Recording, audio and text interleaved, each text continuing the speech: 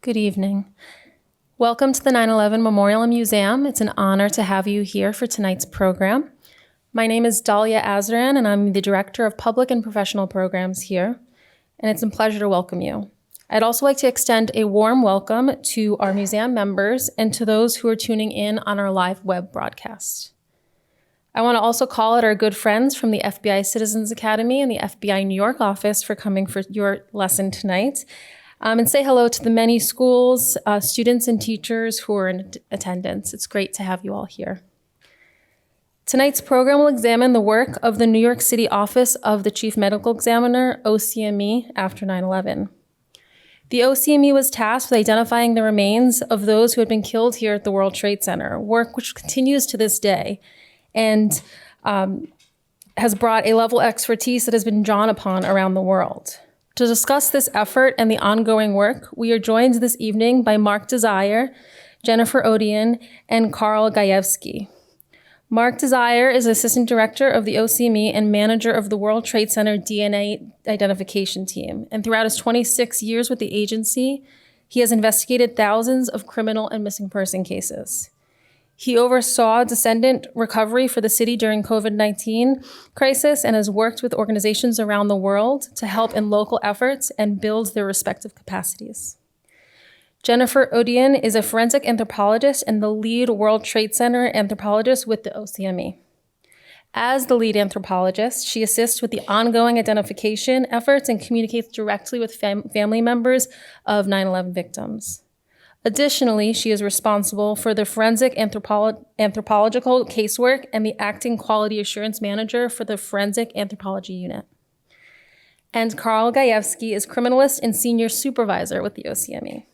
He works on the missing persons team and supervises the World Trade Center DNA identification unit. Carl acts as manager for the Family Assistance Center for New York City during mass fatality events and is an integral member of the team that created, organizes, and continues to host New York City's Missing Persons Day. Thank you all for joining us tonight and for your commitment to this work. Now please join me in welcoming our speakers in conversation with Museum Director Clifford Chanin.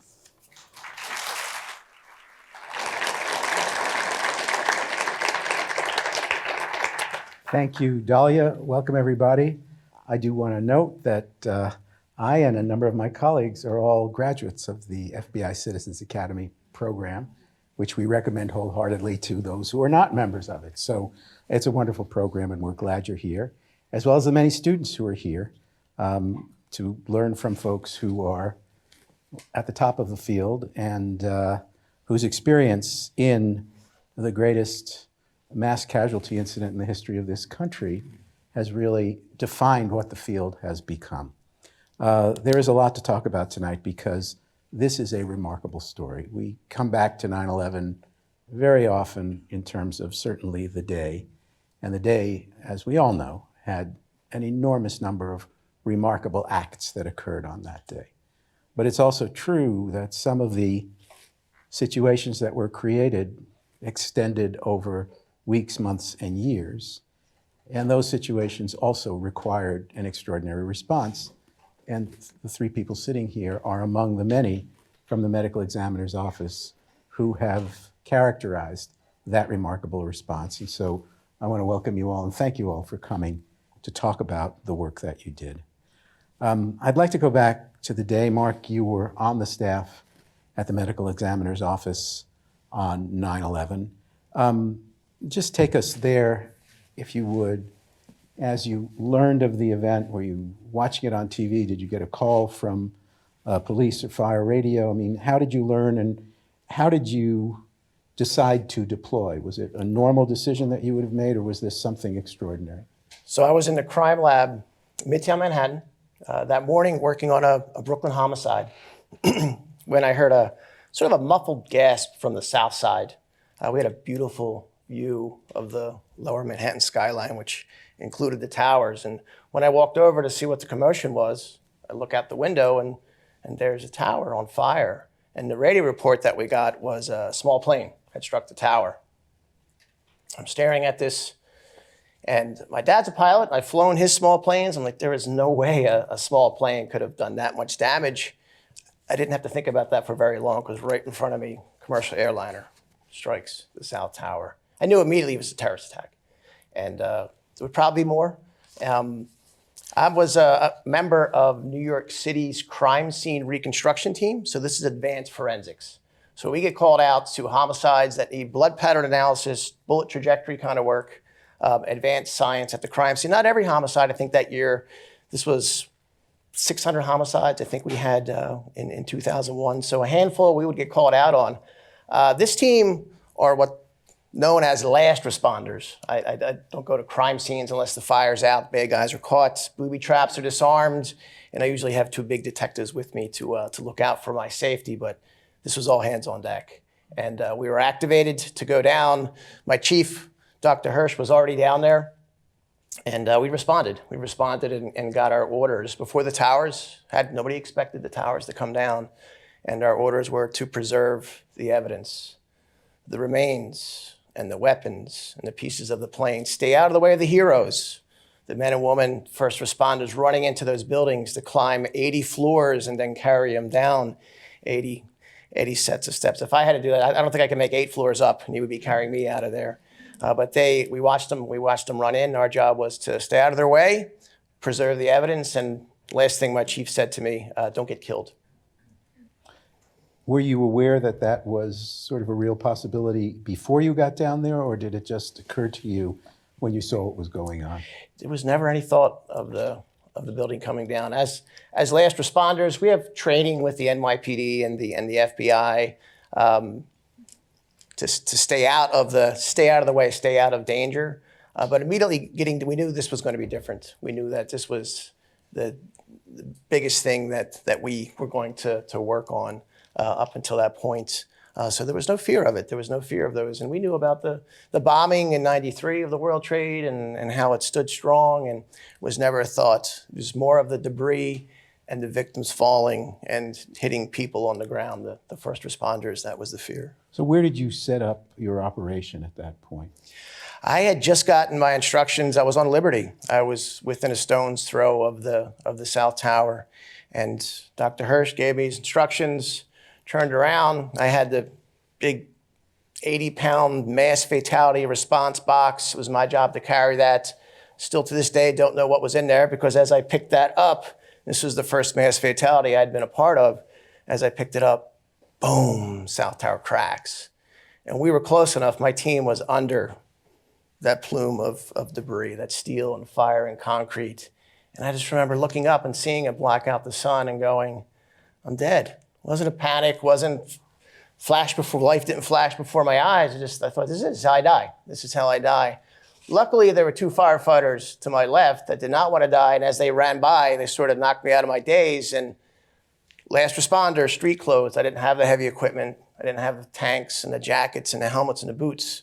So right across the west side, I ran. You were injured when it came down. I didn't make it. I wanted to get into the building across the street, and I thought I was making pretty good. I was getting cocky. I was getting pretty good progress. I'm going to make it into that building when the first bits started to hit me.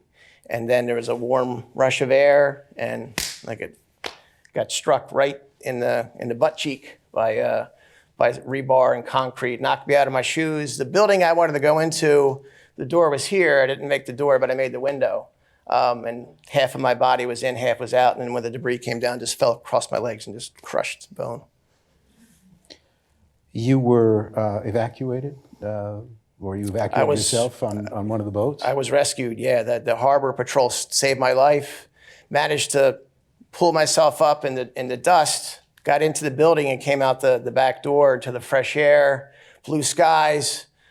But my partner, Brian, he wasn't there. The last thing, we both ran different directions. He ran for a fire truck. He saw firefighters diving under a fire truck. And he's a big guy. He's 6'5", 300 pounds. And as he thought, getting under the fire truck, watching the firefighter, that's where he was going to go. I was going for a building. He was going to dive under the fire truck. He got close, and then he got hit. He got hit in the head and knocked him past the fire truck. And that saved his life because that fire truck was found the next day, and no one survived under that fire truck. But I went back into the dust and the debris to find him. I thought he was in that pile someplace of that South Tower. But the Harbor Patrol, the boats got close enough. They were screaming for us. And they had already found Brian, got him on the boat. They got me on the boat. If I was still with no shoes, broken bones, concussion, if I was on that South Tower pile looking for him when that North Tower came down, there's no way I could run a second time. So they pulled us out of there, and they saved my life.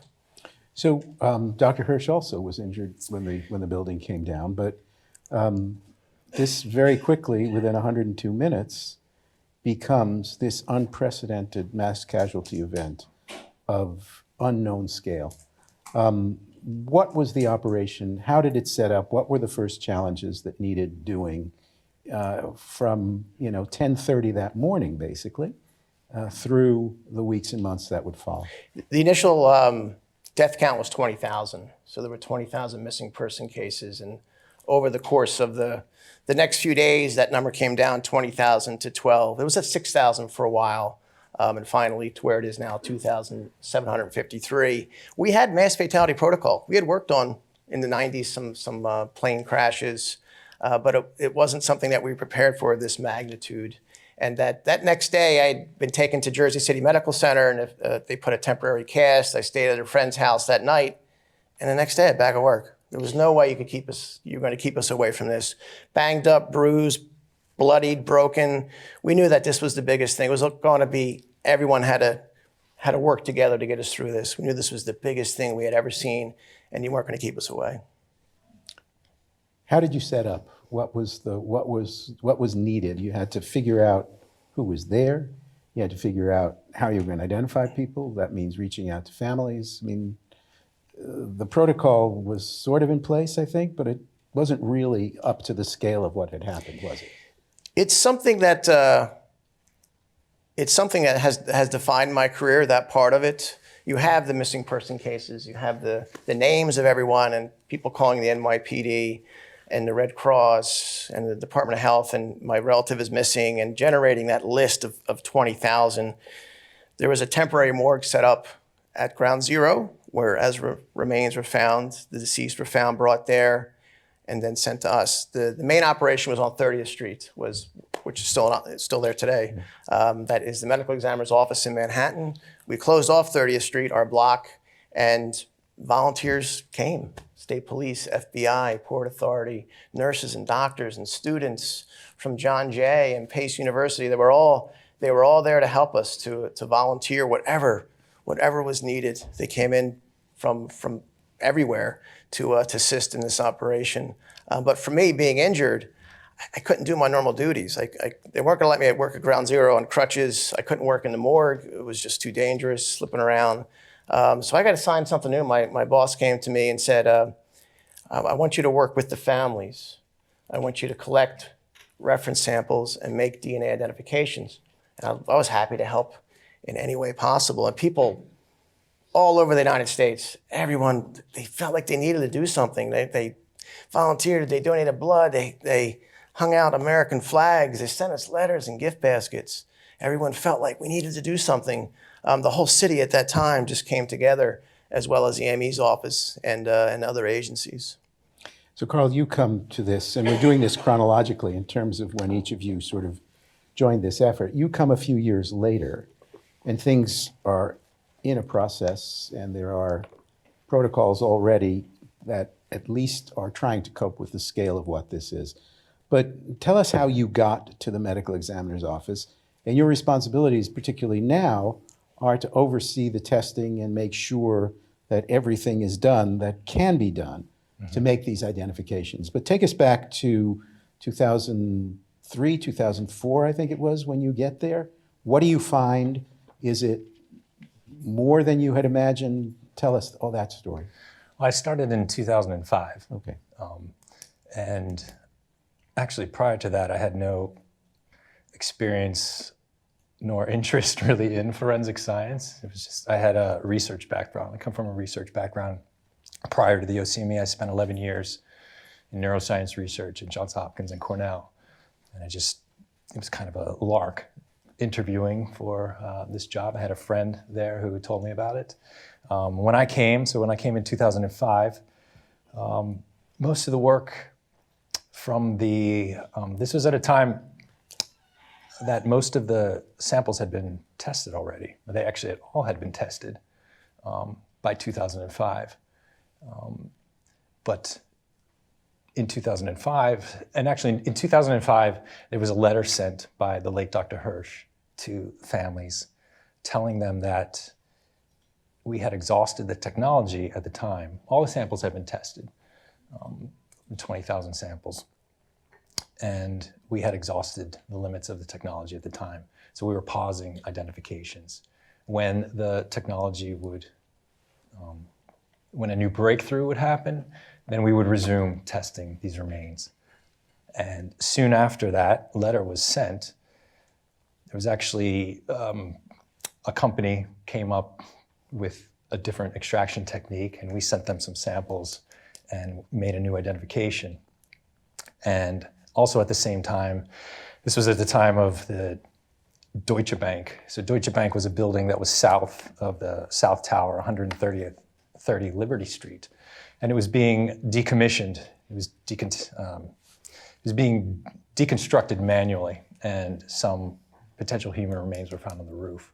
It turned out to be 783 remains were found on the roof. So now there's another recovery sort of effort going on. So this is sort of when I came in to the lab, so that was just happening. And initially I wasn't part of the World Trade Center group. I went through the normal training, and I was part of what's called the homicides and sex crimes group. I was working on these kinds of cases, but I immediately, these pieces were being recovered. And there was after the Deutsche Bank, more areas were uncovered as well.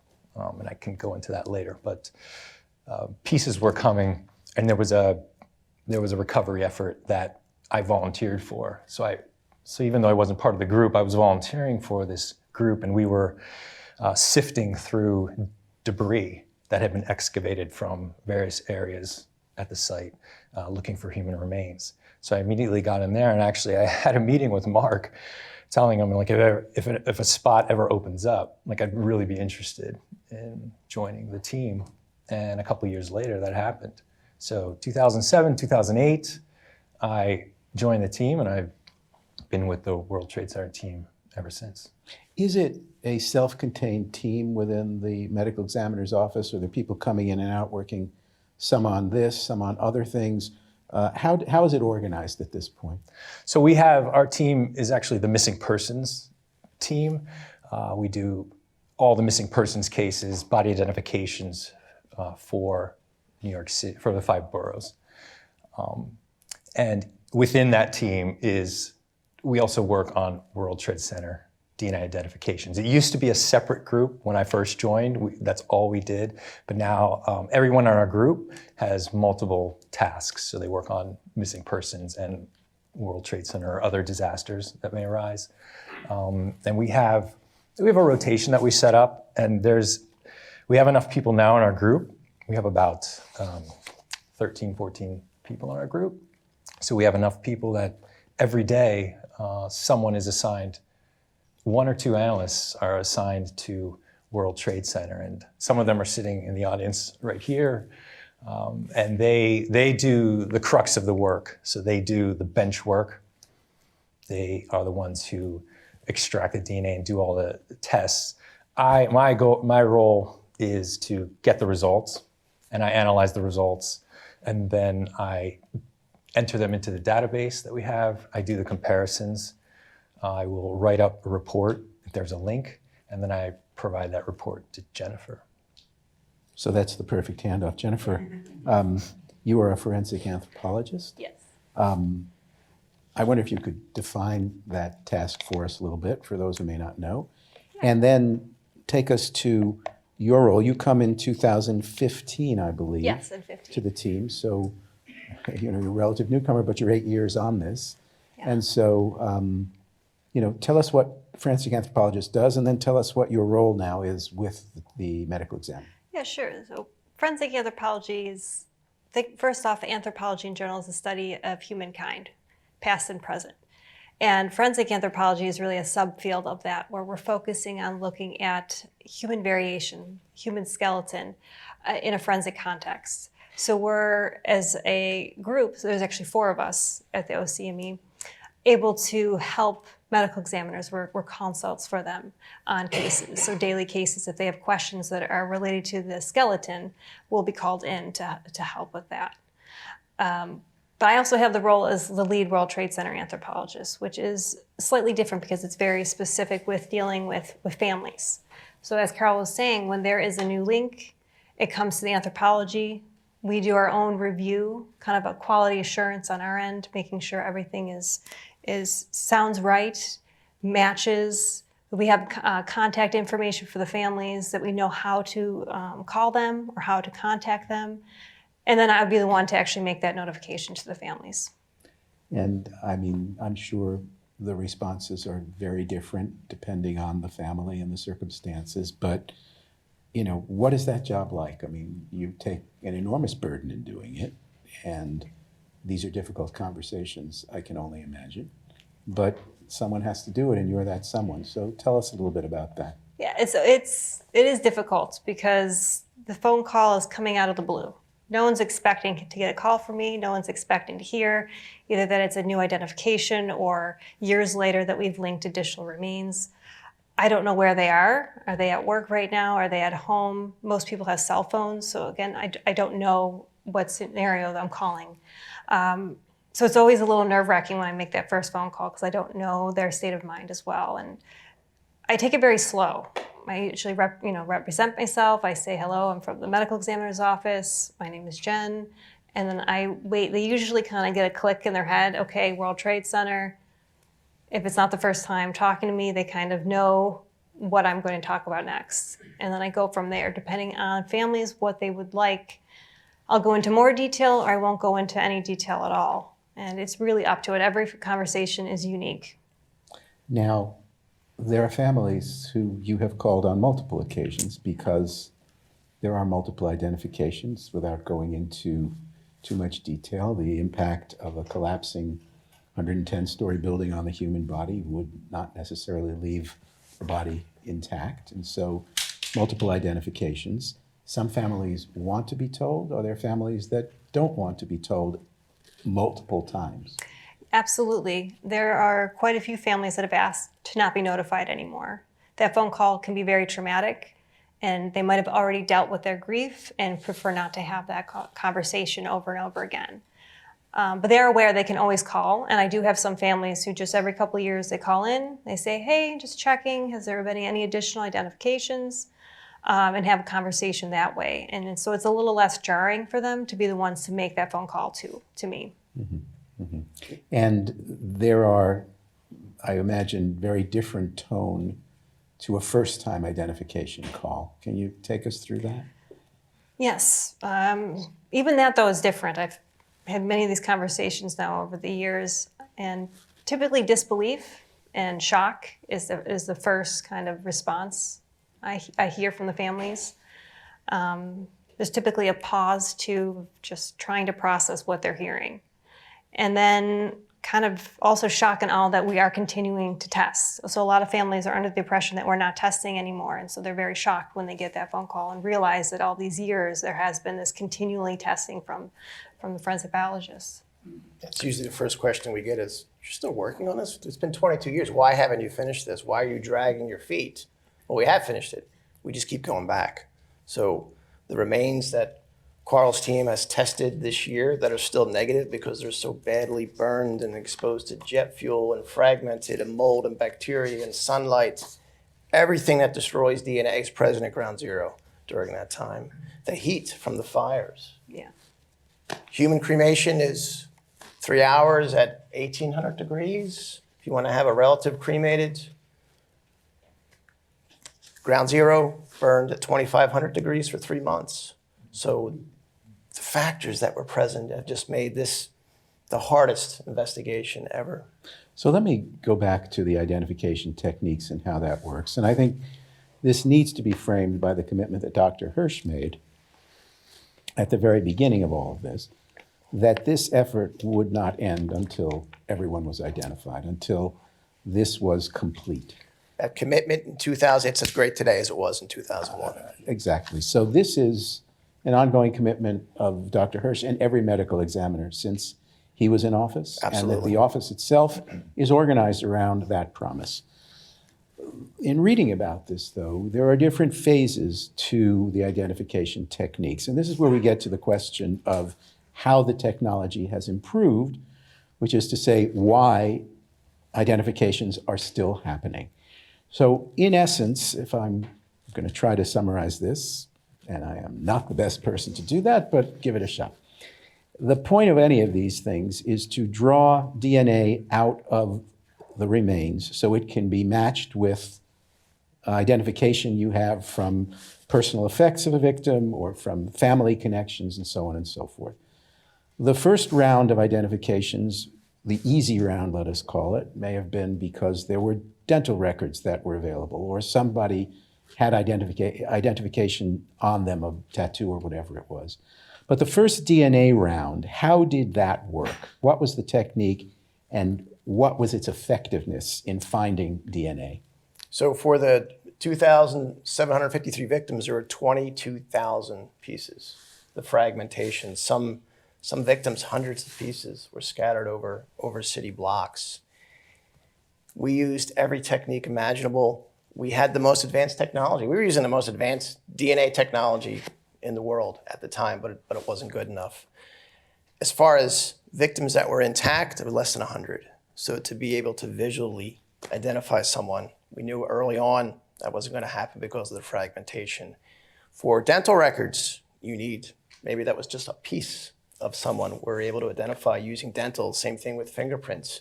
So we knew real quick that DNA was going to be the major.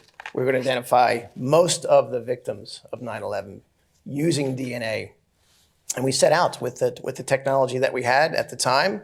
And because of the fire and the jet fuel and everything else that destroys DNA, we weren't getting a lot of identifications. We weren't able to generate DNA profiles from a lot of this material, especially material that was covered later on that sat in that heat and that fire. Meeting with the families, we collected 17,000 reference samples, 17,000 toothbrushes, razors, combs, clothing, anything possible that a family could bring to us. But also if there wasn't, that's a direct reference sample that has your DNA on it, something that you use. My glasses have my DNA. You can use that to identify me because my DNA is on it.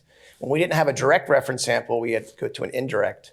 Samples from mom and dad, sons and daughters, brothers and sisters, any relative. New York City, we have the most advanced way of identifying someone through relatives. So we're able to go to even cousins and grandparents and get DNA and make those IDs. But all of that makes up the 17,000. So that's as important, those reference samples, as important as getting DNA from those remains, because you could be the best bone DNA generating lab in the world, but you're not going to make a single ID without a reference sample. So you need something to compare it to. Absolutely. So, Carl, the techniques have changed over the course of time.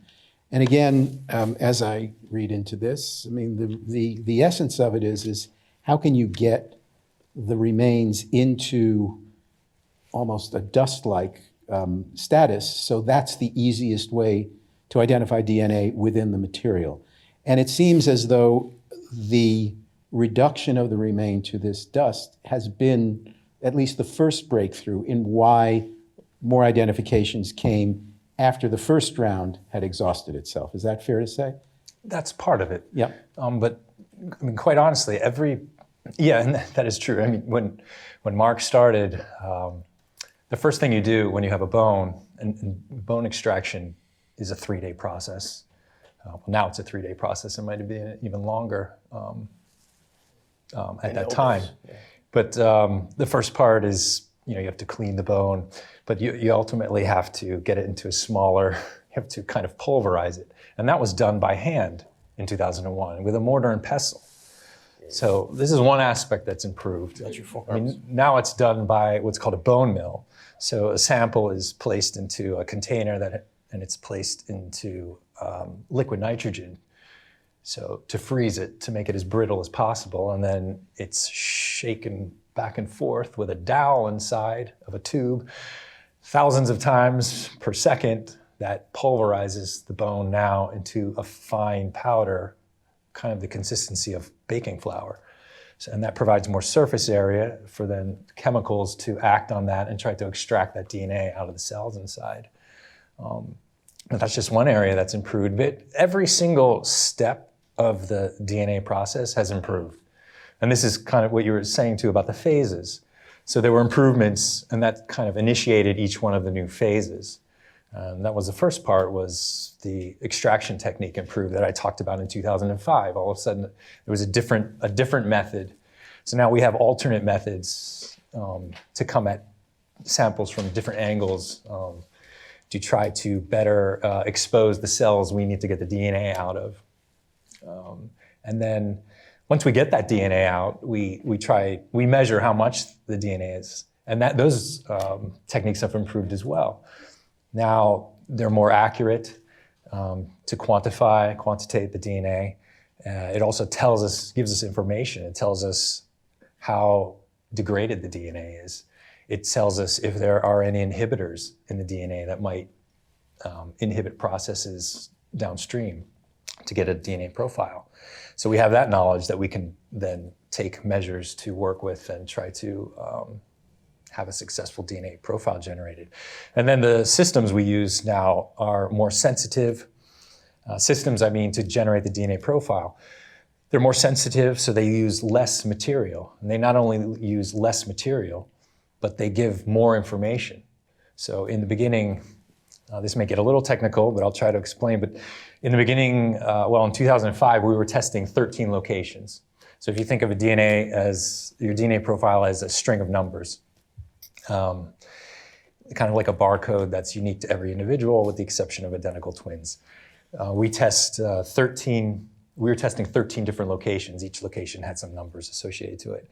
Then a few years later, we were testing 16 locations. Now we're testing 23 locations. So over the years, that's improved. So again, we're able to use less material, but get more information. And in our lab in particular, also, we're lucky.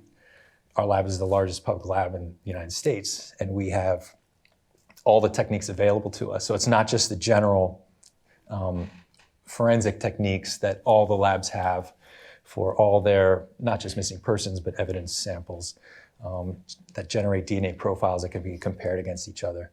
But we also do paternal testing. So we do DNA tests specific for the paternal line. We also do it for the maternal line as well. So this makes us able to do different comparisons that Mark was talking about, familial relationships. So we employ all of those aspects. And Carl's team, their job is to make identifications. World Trade Center use that technology on everyday missing person cases, cold cases. We've solved many cases because of our experience at World Trade Center. But the other half of their job is when you can't generate that profile, why not?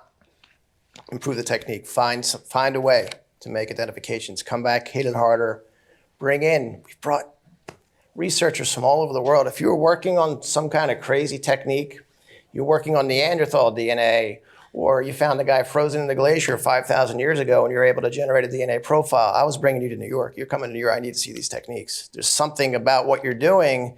Maybe we can use that for World Trade Center. And every single time we brought these teams in from other countries all across the world, they all said the same thing. Mark, World Trade Center remains, hardest thing we've ever worked on. Like, you do DNA and ancient artifacts from dinosaurs, and you're saying that there's what went on at ground zero, it was the hardest. But we've been able to push the science out of necessity to make identifications to we're years in the future where we should be because of that necessity.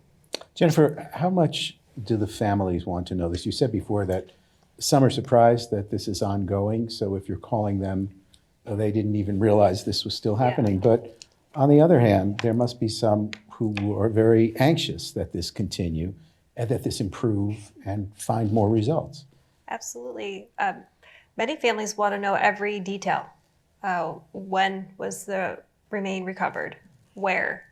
Was it on the site? Was it in fresh kills when they were sifting through all the debris? They have questions about what exactly was identified, so what remain. And again, I would go into detail depending on how much that family member would want to hear. They also might want to know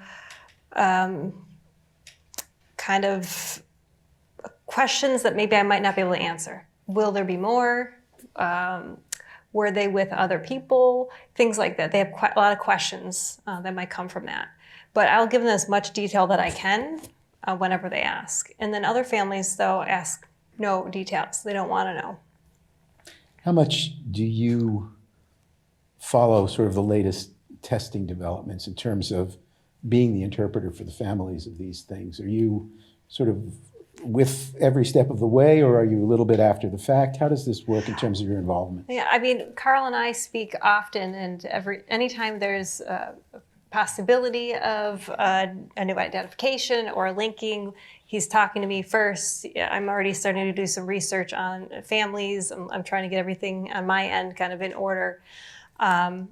And then we talk about the technology too, so that I can explain as much as I can to families. If there is a question though that I can't answer, that's too kind of above my pay grade with the technology, I will kick them over to Carl, and Carl will, answer their questions as well. Right. I mean, we talk daily. Yeah. Almost really. And they're both in a rare position. An anthropologist and a DNA scientist that works that closely with families of victims, that's really unheard of in forensic science. I mean, we're trained to be impartial, neutral, unbiased. You don't get attached. You don't meet family members, let alone give them tours of the lab and show them techniques. But this is World Trade Center. This is our backyard. This is New York City. This is different. And we also every September 10th, Jennifer and I and Mark, we go down to right across the street, or right where we're in the museum, right south of the complex at the Marriott downtown, to meet with the families at now it's Voices Center for Resilience Remembrance Symposium, formerly Voices of September 11th. And we go down and we give families an update. Both of us give an update on the testing for the year and answer any questions that they may have. So in that case, we're together and we can sort of take care of. I also do meet families in person here at the Family Reflection Room, which is adjacent to the repository. So some families prefer to have that conversation in person and go through any questions they might have that way as well. So I think, Carl, you said there are about 22,000 remains that were recovered. How many of them have been identified and how many remain unidentified? All right, so just under 21,000, 21,905. 905, yeah. And 14,894 of those have been identified. So that remain. So 7,011 remain, and that's approximately 68% of the remains have been identified. But there's a lot more to go. There's a lot to go, and there are over 1,000 families that have not received. And then as far as the victims, 1,649 victims have been identified, meaning that they have a piece, we have found a piece and identified that to their loved one. But there are still 1,104 families that have never received a piece. Talk about how the work you've done here has been impactful in post 9/11 disaster circumstances. You are, because of the numbers, because of the pressure to get this done, because of the advances in the technology that you've been able to stimulate, you are really in the foreground of how you take on the challenge of identifying mass casualties. What's been useful in terms of the techniques or the protocols that you've put in place, and where have you been able to apply them? It's not just the DNA technology, it's lessons learned. Yeah. It's the position that we were in as an agency, as a city. This was not going to happen again. We were going to be better prepared. So we set out. So it's the science and pushing that science to make identifications. It's the computers and the databasing has changed so much because of 9/11. It's the chain of command. It's protocol. It's working with other agencies and setting up parts of the country to help each other. But the publicity we get for 9/11 and the work that we do, we've been able to also take that. I didn't want to see the work that we've done. And that team, I could pick them up and drop them anywhere in the world and they'll be successful. And we've been contacted. You could bet that if something big and bad happens someplace on this planet, New York City is getting a call. So we've been able to help many countries with their own mass fatalities. If there's a tsunami, an earthquake, or a terrorist attack, or a war, if there is an older mass fatalities in Argentina or South Africa, New York City is there to help. A lot of the times we get asked if there's a plane crash or a big fire or a mass shooting, we may get asked to do the DNA work on it, but still city budget, right? We still have a budget to go by. We're not going to be able to. We can help them with protocol, show them that it can be done, that we can use these advanced technology. We'll share it with anyone, anybody for free. The only thing I ask is if you're going to take the 9/11 protocol that we developed here and you're going to use it on your own mass fatality where it wasn't 2,000 victims in your mass fatality, it was 200,000 victims. You're going to apply that, you're probably going to learn something. So all I ask is if you improve at all, just give me a call. Send me an email, let me know what you've learned from your own mass fatality. We've also been recruited by the United Nations. They had me in Mexico to help with the cartel killings, with the folks that were murdered down there. They brought me many different areas. I never thought my career where I'm just a municipal employee. I'm just a local employee working for a municipality. I never thought this at the start of my career that it would advance this much, but it feels good to be able to take this to the next level, not just for these outside, but cases within New York City and surrounding areas, serial killer cases that have remains that need DNA identification. Will be there to help. I'm reading about the protocols are interesting because, again, it isn't just the science, as you say. You have to have systems in place to register the number of victims. There's a problem of multiple registrations of the same person, which drives the numbers up.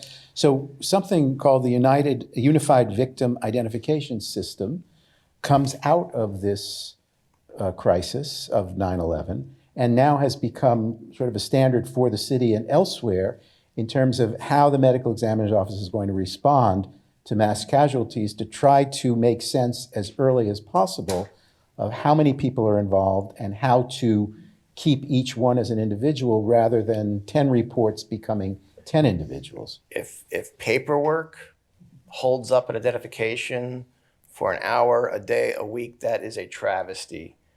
The way things are done, and this was before the modern ways we've developed here in New York City and shared worldwide, our techniques, that was huge. Carl has to go through all those interview sheets, those tens of thousands of pieces of paper, and that's how they were collected back then during 9/11. So to take that and automate it just so you don't run into those problems. So computers have helped us tremendously with identifications. And we've probably worked on since 9/11, just in New York City, about a dozen mass fatalities. We've applied all the things that we've learned right here in New York City, and they've been able to return loved ones to families so much faster.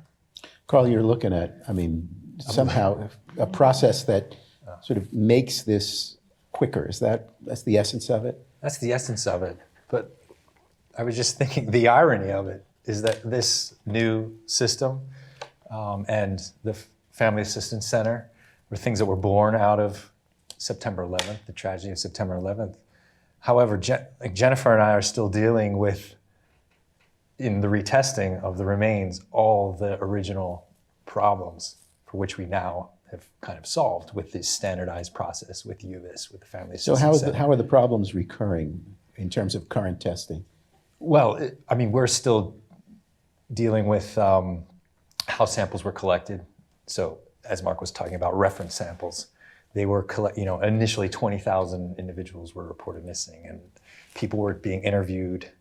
But even when it got pared down to the 2,753, how the references were taken, they were being interviewed by NYPD, maybe new cadets, volunteers, Red Cross, on paper forms. So there's a transcriptions problems. Then maybe the correct questions weren't being asked. The most important thing with references is like the provenance of the reference. Where did it came from? What is the exact lineage? We have to get that correct. Otherwise, it creates problems downstream. Those are the kinds of things that I'm still finding. Sometimes problems that might make families' references insufficient to make an identification. That's a shame. That great example is, you're interviewing a family member in 2001 and you collect a DNA swab, a saliva sample, to use that DNA to compare it to remains, and you can use that, and it's from the brother of the person that went missing, that died at World Trade Center. So you collected a sample from a brother, but it wasn't a brother, it was a half-brother, a step-brother, or a frat brother, or a blood brother. Maybe it was a cousin that you were raised with, and that's my brother. And I fully understand that is your brother, but biologically, genetically, that's a big difference, and that's going to keep us from making an identification if we don't get that straightened out. Yeah, Jennifer, that's got to be, delicate stuff to go through with the families. Yeah, but you know what? One of the things that we've been trying to focus on is outreach to families. If they even have one question about their references, to please call. We check. So we want to make sure that we do have sufficient DNA. So, during the symposium talks, when I'm talking to families, just different scenarios we try to bring up. Just if you have any questions or any doubt that maybe you didn't submit or it wasn't sufficient, that they could call and we could easily just check. And then if it is insufficient, then we could get a new sample now. Yeah, because we have, although the families have a call or notification status, so that's where the delicate part comes in. The delicate, yeah. So if people don't want to be notified, then we really have to honor that and can't notify them. However, there are like 35 families or 35 victims for whom we've never received any references for. So we're never going to identify all of the victims. And then there are over 100 that are insufficient. So for various reasons, maybe some of the reasons that I just laid out. So that's why anytime we do these kinds of events, we sort of put it out there. And when we meet with the families, or really any event that we do, we put it out there that please, if there's any doubt whether your references are sufficient, like please give us a call. We can find that out in minutes. Things like this have made identifications because a family is watching this online or reading something in a newspaper from someplace else, and they're still working on this. My sister was never identified, and then always, hey, contact us if you have any questions. And we've been able to get reference samples and make IDs. And to add to that, not just about the references, but we have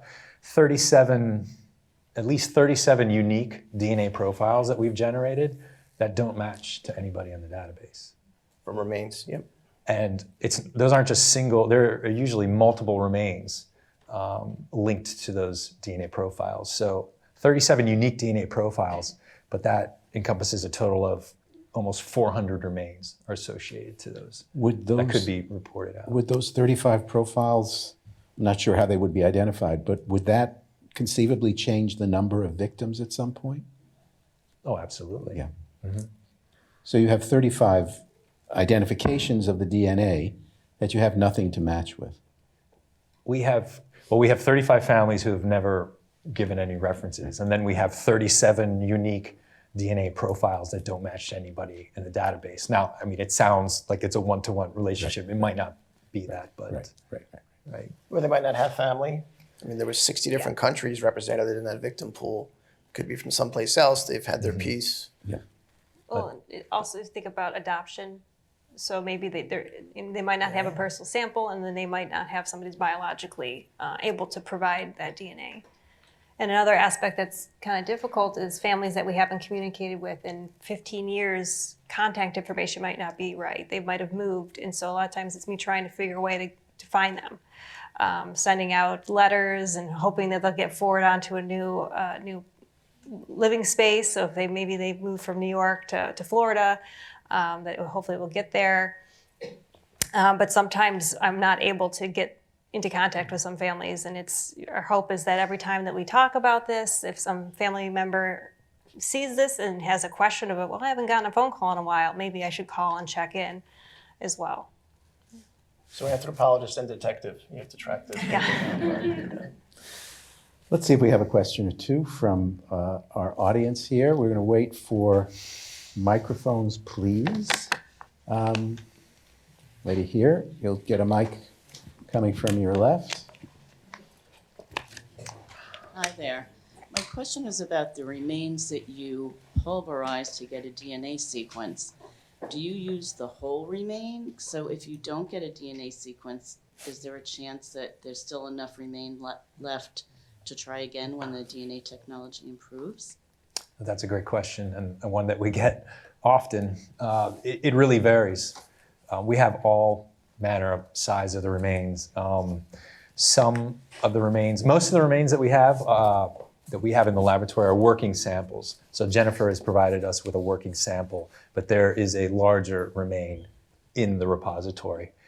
But there are quite a number of samples where it's the entire sample. So that means just that, it's the entire sample. And the size of that can vary too. It might be fairly large, or it could be the size of a Tic Tac.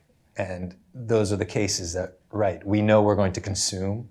If we do the testing, we know we're going to consume this. So that's just one of the many, do we consume this now and do the testing, or do we hold off very stressful. on the testing and wait for some improvement? But then when that improvement comes, is that the right time to now consume? You never know. So every case, it's a case-by-case basis. And we make that decision, and not lightly, but ultimately you have to make a decision and stick with it. But So Jennifer, let me ask, from what Carl was saying, I understood you might be the person or one of the people who comes here and draws the material to bring up to the medical examiner's office for testing. Yes, so if there's ever a need for additional sampling, I'm the one that will do that for them. Okay. Gentleman there in the middle of the row, hang on for a mic, please. You're in the middle, so I'm not sure which side it's coming from.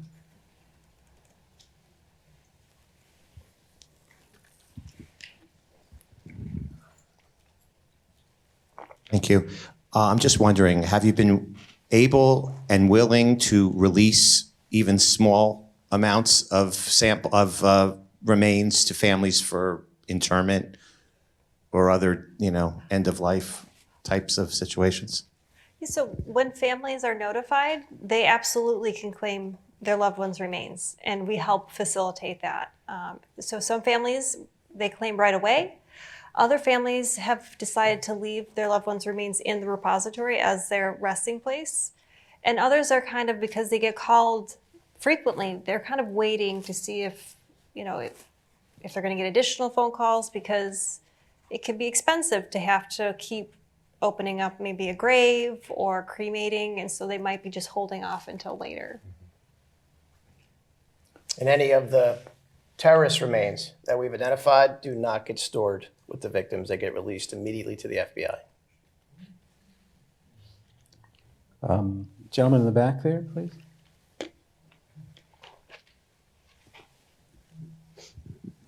Thanks for calling me a gentleman. I appreciate that. It's a question I've had in my head for 22 years, early on in the recovery effort. And I'm not a fireman. I'm just an architect who works for the city like you guys. We were working the recovery effort, and I came upon a fireman who asked me for help with, he asked for baggies, Ziploc bags. And we had come upon a stairwell that had collapsed upon itself. And there was drippings coming from between the seams. And we took about an hour with a spoon, to collect every little ooze that came out of there. And I really think, we were trying as best we could. We didn't know it any better. But I imagine that doesn't yield DNA. That's my question. No, that will. It will? If that's human material, absolutely. Yeah. Oh, Yeah. You did the right thing. Yeah. thank you. We have a technology, especially today. We can generate a DNA profile. You don't even need to see the stain. Just by me touching this, you can get my DNA from that, or the cells, the 25 cells I just dropped. Yeah, the technology's come a long way since 2001. But even then, if you saw something physical, now, is there any DNA left? Was it badly burned? Was it exposed to jet fuel or diesel fuel? All those things, we don't know, but we're going to try to generate a profile from that. By the way, Ron, I didn't recognize you, and I stand by the introduction of you as a gentleman. So there. So there. Lady right here, please. Right there. Thank you. I was wondering if you've been able to or considered incorporating results in direct-to-consumer testing to find more DNA matches. Like a Like genealogy? GenMatch or Yes. 23andMe? Yes, we've that's part of that advanced technology. But the issue with genealogy testing is you may find relatives through that testing that do not want to be notified. And a part of the genealogy is through those big commercial data banks, the Ancestry and 23andMe, finding out that these remains might be relative to this person. We're going to need to contact them and get further DNA samples, possibly.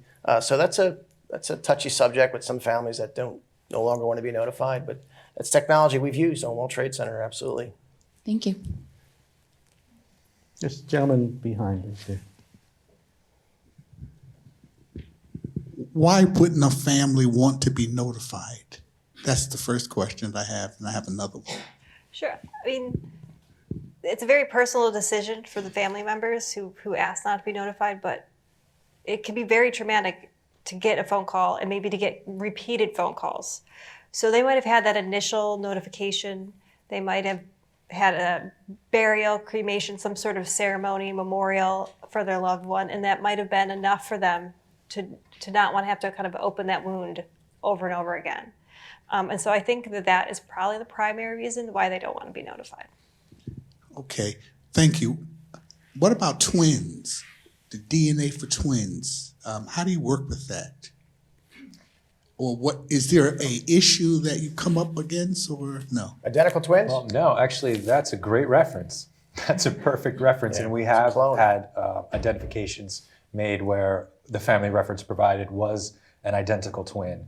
So that's a direct match. So suppose they were both in the incident and they were- both died. Right. Then, Not using DNA. Fingerprints are different with identical Right. twins, and dental records are different, but DNA you're not going to be able to use. we wouldn't be able to distinguish with the techniques that we're using. Gentleman at the end there, please. Thank you.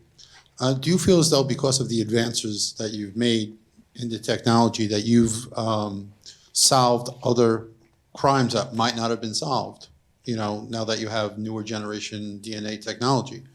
I don't know, the Gilgo Beach or stuff like that. Have you been able to like really say, man, if we didn't have this, we wouldn't have this person arrested? Oh, absolutely, 100%. There are many, many New York City cases, as well as cases like Gilgo Beach, that the 9/11 World Trade Center techniques we've developed were used, and that team was used to make those IDs. Yeah, the cold cases in New York City, many have been helped with return loved ones to families that would have been impossible if not for the work on the 9/11 victims. Lady right here, please. Come around, come around. Right here.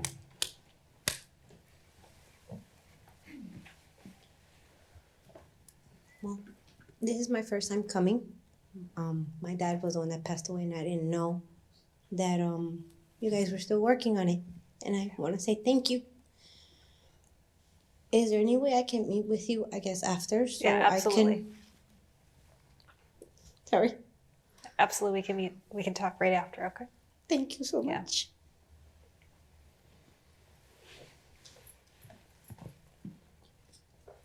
Gentleman right there, Shelby. Hi. I was a firefighter on 9/11. Actually, I had just gotten promoted to fire marshal. And one of the things we were charged with doing is we had an extra 24-hour shift added on to our schedule to work with the medical examiner. So we worked up here in the tent on 30th Street, back and forth, doing tentative identifications. Usually for firemen, policemen, because they were identifiable by whatever gear they were wearing. One of the challenges was, and one of the reasons we couldn't even speak to anybody, no less bring a camera onto 30th Street or any of the facilities we use, is, example, every firefighter has 2 sets of gear. You mark your name in your gear in certain places, and as the bodies came in, we would check their gear first, look for a name. But a lot of people came in off duty. They came in off duty, they grabbed any kind of gear they could find, and we had quite a few cases where somebody was wearing somebody else's gear. So if you say, oh, I found so-and-so, a person you know, which happened to me, and you can't tell their family because it might not be them.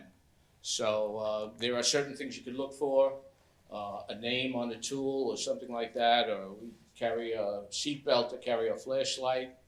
Found one of my friend's names on that, but still, we weren't allowed to contact the family, even though a lot of them had memorial services planned in the next week or so, but you wanted to let them know we have him, but you know, it was just impossible. So a lot of mistakes could have been made. So we had to avoid that. And I was just wondering, with DNA, is there a possibility of making a mistake and telling a person you have their loved one's remains and it's not? Remains or firefighter equipment. I worked on all the FDNY, the helmets and the boots and the jackets that were recovered.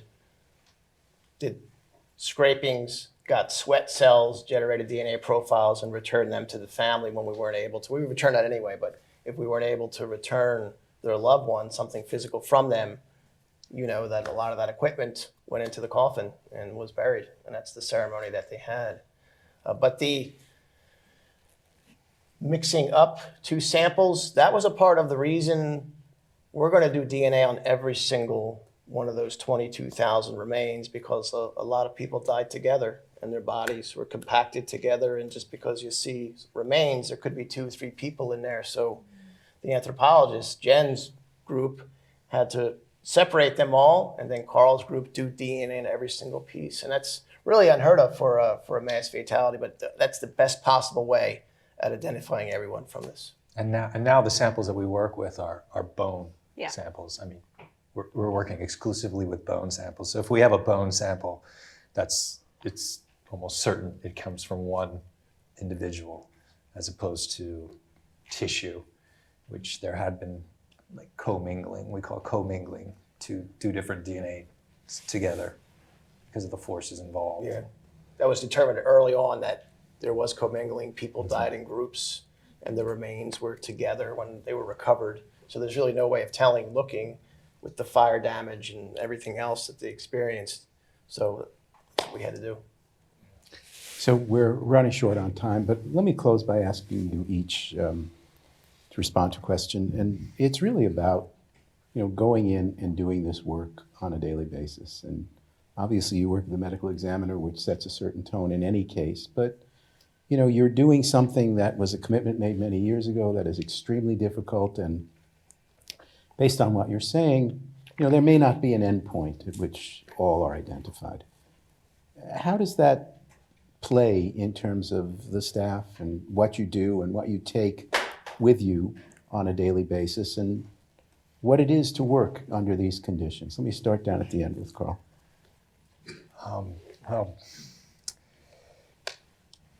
Well, personally, I find the work really rewarding, and interesting. Missing persons, and especially World Trade Center, and part of that is to do with, as Mark had mentioned before, the unique interaction we have with the families, to actually meet the people that are impacted directly by the work that you do, and I have to say, often every family I've met has been nothing but appreciative of the work we're doing, and like, thank you for continuing this, whether they've had a piece returned from their loved one or not. It's kind of the same response, and while it's not needed for me personally, because as I say, I find it rewarding, but it's nice to hear that your work is valued, and. Yeah, I'm sorry, I'm getting a little... Jennifer? Yeah, it can be difficult, but when I'm talking with a family, I know I'm answering the questions that they need answered, so they can have maybe a little bit less stress about it, or start to deal with their emotions and process it, it means everything. So it's talking with the families and making sure that they are heard. If they have stories they want to tell me, if they want to talk about what's going on in their life at that moment, it's what's worthwhile. Mark? I get to work on the largest forensic investigation in the history of the United States. You'll never hear me say I have to. It's been the greatest honor, most humbling experience and biggest challenge of my career.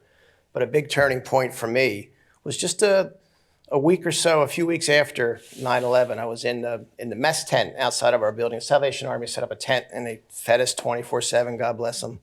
And I'm in there, sitting there by myself, and I'm holding a letter from a little girl. And on the front, she drew a picture of her and her dad in crayon. They're holding hands. They're both smiling in this picture. And underneath it says, "I know you'll find my daddy." And I felt like, and she stapled a little baggie of candy to the letter. I don't know how long I was staring at that thing that night, but I felt like a failure. I'm not there to find anybody alive. Last responders, we don't do that. And I felt like, a failure. I'm not there to help this family, to help this little girl. And here we are 22 years later. I'm the last of this of the original team. Most of my coworkers from back then have gone on to other careers. They got burned out. Some have passed away from their illness. But just to be able to take what we've learned and help those families, and every day that mission, that commitment that we had in 2001, I still feel that all these years later. And I'm able to, my job now is to make sure that this mission keeps going and the next generation of forensic scientists, they have what they need and the contacts and all the old man knowledge that I have, I can instill in them so we can not only keep this going for the World Trade Center families, but all the other work we've done. Those cold cases in New York City and dozens of countries and families we've helped all over the world. It's just been a very amazing experience, and that sort of made up for that feeling like a failure back in 2001. Well, 3 remarkable people among many at the medical center.